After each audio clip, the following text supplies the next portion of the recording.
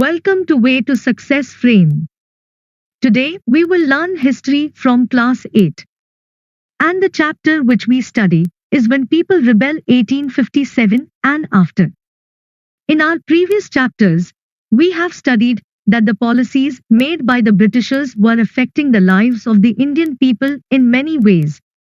The policies of the East India Company affected different people like kings, queens, peasants, landlords and soldiers in different ways. Nawabs and Rajas lost their authority and power since the mid-18th century. Many ruling families tried to negotiate with the company to protect their interests. For example, after the death of Gangadhar Rao, Rani Lakshmi Bai of Jhansi wanted the company to recognize her adopted son as the heir to the kingdom. But this demand was refused by the company. The state of Awadh entered into a subsidiary alliance with the company government in 1801. It was taken over by the company in 1856. The company even began to plan how to bring the Mughal dynasty to an end. In 1849, Governor General Dalhousie announced that after the death of Bahadur Shah Zafar, the family of the king would be shifted out of the Red Fort.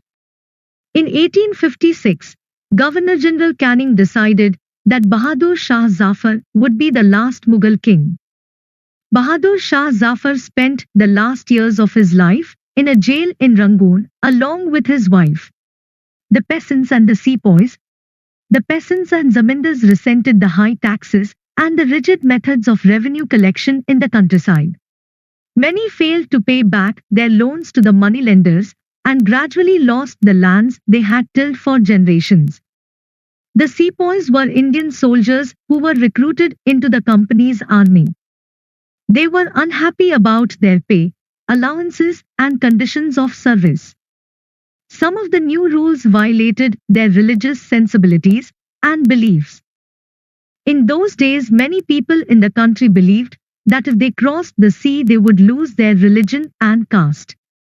When sepoys were told to go to Burma by the sea route to fight for the company, they refused to follow the order but agreed to go by the land route. They were severely punished. In 1856, the company passed a new law. It required every Indian soldier to serve overseas if required. Sepoys were also against the Britishers' behavior with the peasants, as many of them were from the families of peasants. So, the anger of the peasants quickly spread among the sepoys. Responses to reforms, many new laws were passed by Britishers to stop the practice of sati and encouraged widow remarriage. Education in the English language was highly promoted. After 1830, it became easier for Christian missionaries to own land in India. In 1850, a new law was passed to make conversion to Christianity easier. That enabled the converts to inherit their ancestral property. Many Indians started believing that Britishers were trying to destroy their religion, culture, and custom. A mutiny becomes a popular rebellion. A very large number of Indians developed a feeling that they had a common enemy and they should rebel against them. In March 1857, the biggest rebellion was faced by the East India Company that even threatened their existence in India. It was the beginning of Sepoy mutiny from Meerut to several other parts of northeastern India. It was considered the biggest armed resistance to colonialism in the 19th century anywhere in the world. From Meerut to Delhi, on 29 March 1857, a soldier named Mangal Pandey was hanged to death for attacking his officers in Barakpur. After some days of this incident, some sepoys at Meerut refused to use the fat, greased cartridges. The cartridges were suspected of being coated with the fat of cows and pigs. On 9 May 1857, 85 sepoys were dismissed from service, and they were sentenced to 10 years in jail for disobeying their officers.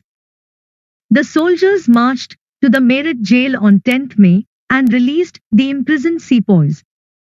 They attacked and killed British officers.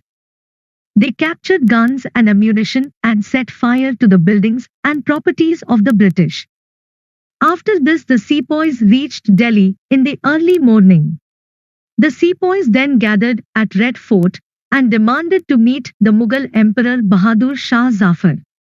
Initially, the aging emperor was not ready to be part of this rebellion, but finally he accepted the demand. He called other chiefs and rulers through letters to organize a confederacy of Indian states to fight the British. Most smaller rulers controlled different territories on behalf of the Mughals and were threatened of losing their territories to the Britishers. So they joined Bahadur Shah Zafar in this movement. Britishers had never expected this, as they thought that the cartridge issue would die down soon. But Bahadur Shah Zafar's decision to support the rebellion changed the entire situation. The rebellion spreads. The rebellion that started from Meerut has spread over whole of the India. Many regiments mutinied one after another at various places such as Delhi, Kanpur and Lucknow. Nana Sahib, the adopted son of the late Peshwa Bajirao, gathered sepoys in Kanpur and defeated the British forces. In Lucknow, Birji's Qadr was proclaimed as the new Nawab. Rani Lakshmi Bai joined the rebel sepoys in Jhansi and fought against the British forces along with Thantia Topi. Rani Avanti Bai Lodhi of Ramgarh raised an army of 4,000 against the Britishers. Many new leaders came up.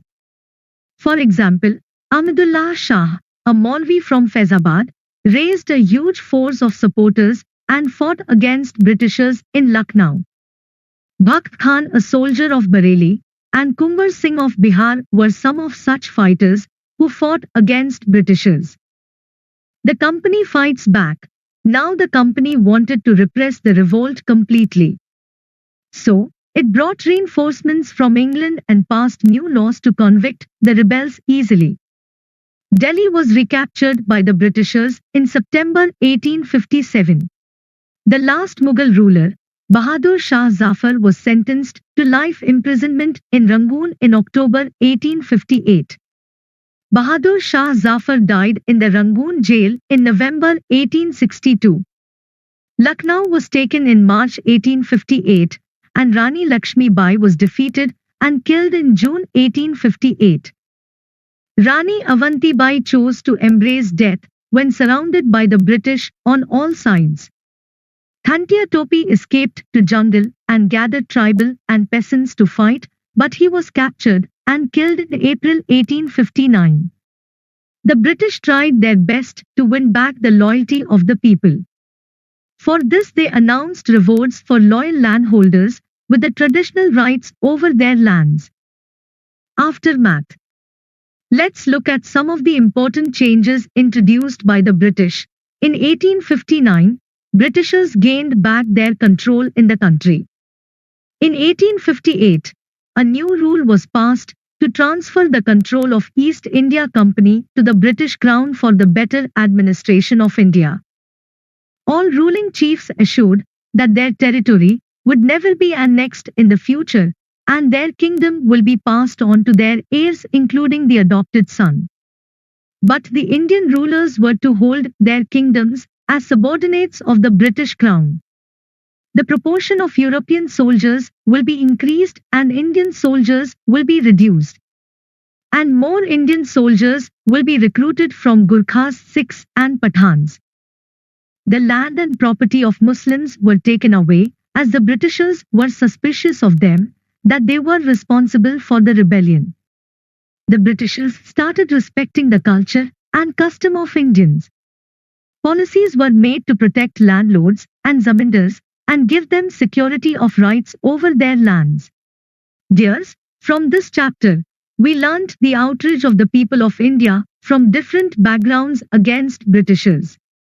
I hope this video is beneficial for you to understand the concept of entire chapter quickly. To stay up to date with such videos, subscribe to this YouTube channel. Thank you.